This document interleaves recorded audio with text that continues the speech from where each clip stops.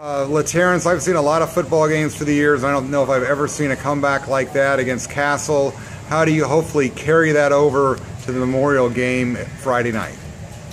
Well, me as a person, I even know after the game, right after the moment was over, basically, I kind of just chopped it off right there, and I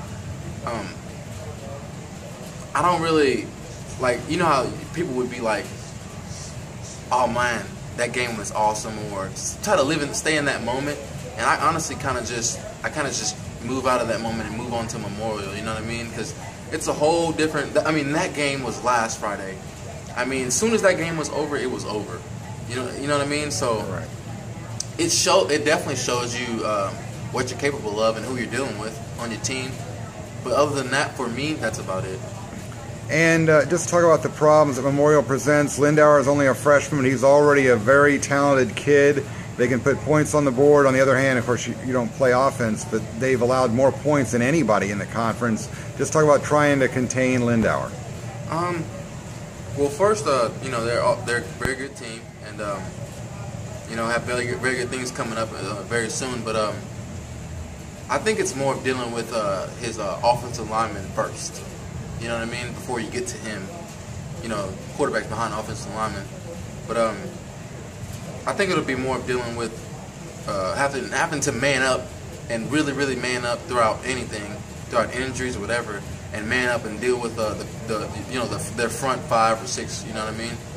And you know, once you get to a quarterback, it's either 2-on-1, meaning you and your teammate, or 1-on-1, you and that guy. I'm honestly just really looking forward to getting back into that moment for another time. You know what I mean? From senior year.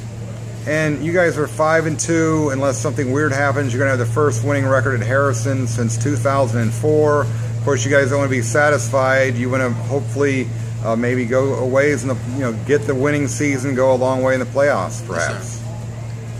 Yes, what do you? Well, just not being satisfied with a winning season. Oh well, kind of like when we went into the locker room, Castle game. We didn't even talk about the score. It was about 30. It was about 38-0, or no, 7. 38-7. Yeah, it was 38-7, and nobody talked about the score.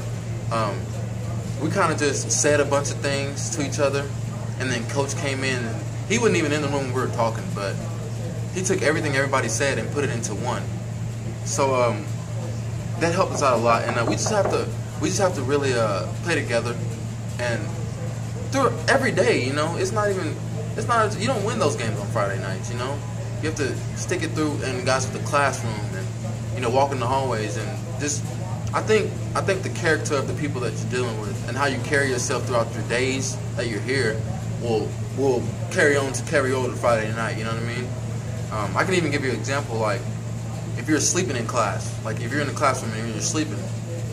Well, if you're sleeping in half of your classes and you got practice at the end of the day, you're gonna, something bad's gonna carry over because your brain hasn't been acting all day. You haven't been being the person you should be. So, with the satisfaction part, you just have to not think about the game, kinda, and think about all the steps leading up into the game. And then once you have the opportunity to go play, go out and play.